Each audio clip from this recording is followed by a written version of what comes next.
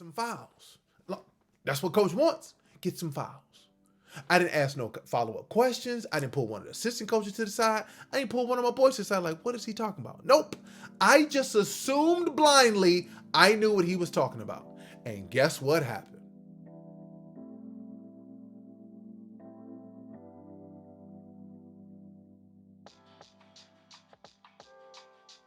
What's up? How you doing? Welcome back to A Moment in Time with yours truly, Aaron Thomason. I'm super excited that you're with me, but I want to know, did you bring somebody with you, and have you been sharing this for people who need to get better as well?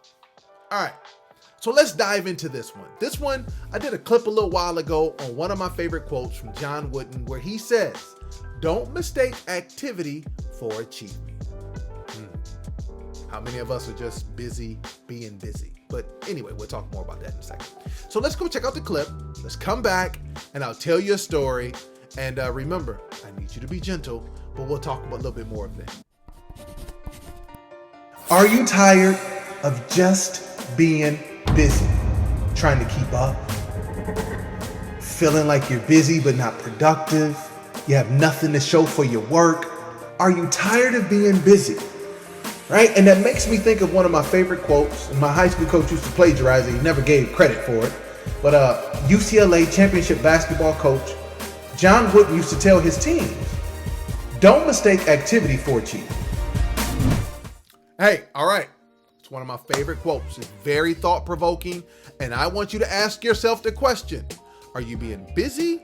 Are you being productive? Are you just happy with the motion and the activity of being busy, or are you actually accomplishing something? Are you that person in the gym that says, hey, I spent 2 hours in the gym and none of your friends can tell that you've been working out? Okay. You telling these people, are you that person that every time you're talking about money, that you say you saving money, you like checking out this and everything else, but you still don't want to ask them for $5? Oh, okay. Well, anyway. So listen, let me tell you a story. And I want you to understand where I started learning this from, because it's not just okay to take in information just to be busy in a direction, because if you don't really understand the information, you don't understand what good looks like when you accomplish something or when you arrive. Therefore, you could be doing all of the wrong behaviors. And in this story, I was doing all of the wrong behaviors, and it cost some people that I cared a lot about. So back in high school, senior year, city playoffs. I can tell you, I remember who we were playing. We were playing Cooley High School, semifinals down at Cobo Hall. Shout out to my folks in the 313. Listen, Cass Tech versus Cooley High. I'm actually having a really good game in the first half. My coach goes off on me at halftime because I didn't have no fouls. Now y'all trying to say, why is he mad? I mean, I had like 5 points, I had like 5 rebounds. I'm having a solid game. Why is he upset? Well, in my head, all I heard was, in order for coach not to be upset, I need to go get some fouls. I need to go get some fouls. Look, that's what coach wants. Get some fouls. I didn't ask no follow-up questions. I didn't pull one of the assistant coaches to the side. I didn't pull one of my boys to the side like, what is he talking about? Nope. I just assumed blindly I knew what he was talking about. And guess what happened? I went out there and fouled my big behind right on out the game. And we lost the game. Now I'm going to tell you why I tell you that story. I tell you that story because I was focused on a task or just being busy based on what was communicated to me, but I didn't understand. I didn't have a clue, because here's what coach really wanted us to do. He felt like we weren't rebounding good enough. He felt like we weren't being physical enough.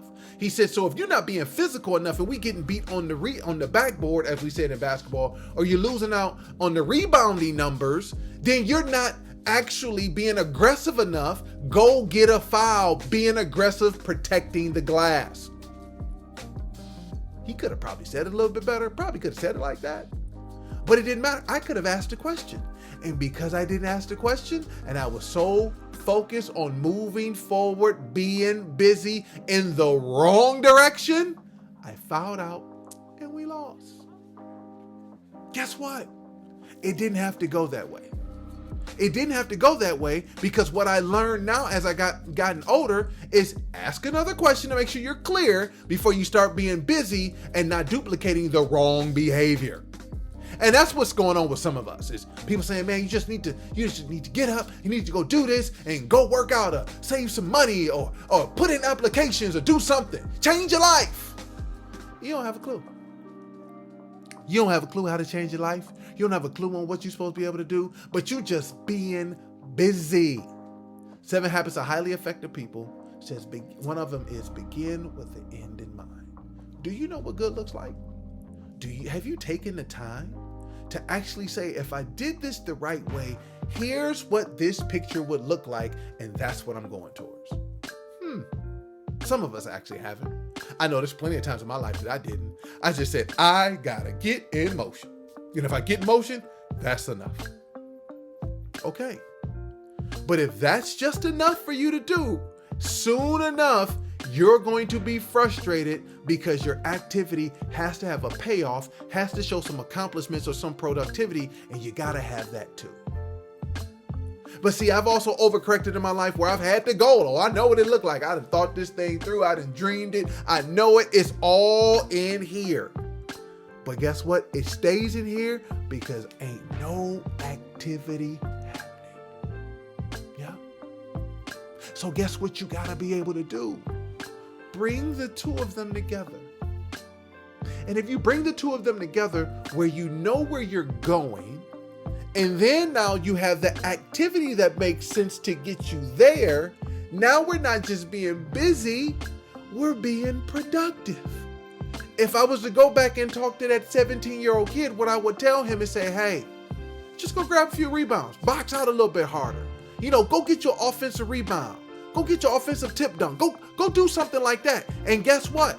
That would have sufficed for what coach was looking for, but without clarity, I went on a journey that ended up in a place that I didn't anticipate, and it cost people around me.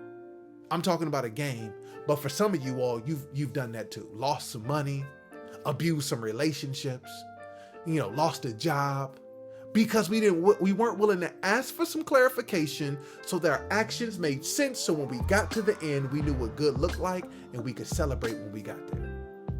Listen, I appreciate you taking some time. I appreciate you being gentle.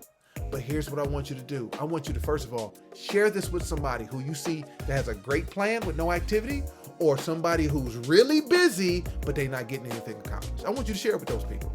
Share it, like it, share it, put it out, tell them, text it, make sure they get it, right? Next thing I want you to do is put in the comments on which one of those activities do you need to crank up? Do you need to crank up your activity? Do you need to crank up the clarity on the goal? Because we've already talked about, if we bring the two of them together, that's synergy. That's the sweet spot. That's where we win. And that's how we take what's in our heads, and it allows for it to be clear in our lives. But the only way we're going to take it from here and for it to be the new reality, to be clear in our lives, is we got to have the right activity, and we actually got to know where we're going, and we marry those together. I appreciate you as always. Thank you for being gentle. And remember this as you go through the rest of your week. Just because you're working and striving to get better doesn't mean that you weren't already good. Until next time, I'll see you then.